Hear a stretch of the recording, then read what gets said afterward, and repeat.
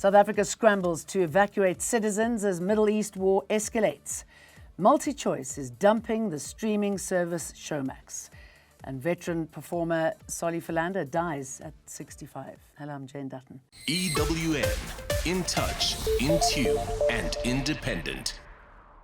More than 25,000 VW Polo Vivo vehicles have been recalled over a faulty handbrake. The National Consumer Commission says the handbrake may fail to engage or could release unexpectedly, creating a serious risk on inclines. This marks the third recall for Volkswagen between 2025 and March 2026. Previous recalls involved the Polo, Tiago, Polo Sedan and the Amarok. We say to consumers to ensure that you, number one, you park your vehicle with additional precaution, such as selecting the first gear for manual vehicles or park for automatic models. Secondly, to ensure that you do not park your vehicle on the slope, uphill or downhill, until the inspection of your vehicle is done and required repairs have been completed. South Africans are being urged to grab limited outbound flights from Dubai as fighting in the Middle East intensifies. DIRCO says more than 6,400 citizens have registered their presence after regional airspace shut following Iran's strikes on US bases. The conflict is widening fast. Explosions rocked Doha today after Iran launched another wave of drone and missile attacks targeting Gulf states. Qatar says its air defenses intercepted incoming missiles. Blasts were also reported in Bahrain. Saudi Arabia says it intercepted cruise missiles and drones. Gauteng police say overall crime dropped over the festive season, but attempted murder is up 6.5%. Illegal firearm possession has jumped 16.6%. And cash and transit heists remain a concern. 13 were recorded this quarter, 5 more than last year. The deployment of SANDF members is reportedly yielding results. Soldiers have been stationed at the Sporing informal settlement in Randfontein, where illegal mining displaced at least 600 residents. We also deployed them on Shaft 9 in Krugersdorp, where we have arrested quite few individuals for illegal. We have recovered pendukas in there. Showmax is on the chopping block. MultiChoice has confirmed it plans to shut down the streaming service. No timeline yet. The company says it is refocusing its digital strategy in a brutally competitive streaming market. Showmax has racked up heavy annual losses. Cars, 10 homes, first-class flights. The luxury life of a man earning just over 1 million rand a year. That is why Tshwane Council is meeting behind closed doors to debate corruption allegations against the Metro's chief financial officer, Gareth Mnisi.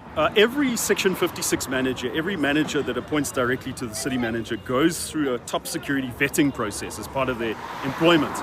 And if there are allegations against the CFO, the city manager must share with council what the result of that investigation was, and we must see if it was adequate to determine if there is some kind of a lifestyle issue to account for there. But I am concerned. Beyond the questions that the CFO must legitimately answer, I am concerned that the sudden urge to get rid of the CFO goes along with an election cycle where the ANC wants to get maximum benefit from government, wants to benefit from tenders. And although I don't have evidence to corroborate this, I am concerned that there's now being pressure placed on the CFO. Forensic investigator Polo has apologised to Speaker Toko Didiza and Parliament for storming out of last week's police ad hoc committee meeting. He returned today to finish his testimony after walking out mid-questioning. He also submitted an affidavit and apologised for disclosing confidential financial details of committee member David Skosana. Paul O'Sullivan received a hostile reception from MPs when he took to the witness stand again today. After apologizing for his walkout, O'Sullivan faced a barrage of questions over his conduct towards former Acting Commissioner Khomotso Phahlane and prosecutor Michael Mashuga, who have both implicated him. Committee member Sibonelo Nomvalo. But I'm very worried about your character. You threaten people with ease. EFF leader Julius Malema also questioned O'Sullivan's treatment of senior police and accessing the personal information of MK Party MP David Skosana. Where you come across personal information about people and you use it to silence them. And that fits very well into the narrative that You have become this bully in the country where you do as you wish, and you wanted to do that with Honorable Scosan. O'Sullivan said his threatening messages were justified because he was being targeted unlawfully. Babalo Ndanze, Eyewitness News, Parliament. Another blackout, another delay. The case against Bellarmine Mugabe, son of former Zimbabwean President Robert Mugabe, has been postponed again at the Alexandra Magistrates Court. Mugabe and his co-accused, Tobias Matonze, are accused of shooting an employee at the Mugabe residence in Hyde Park last month. They were due to file a former bail application today, but the court has been without electricity for at least a week. In Nepal, voting is underway for a new parliament. The election comes 6 months after deadly anti-corruption protests toppled the government.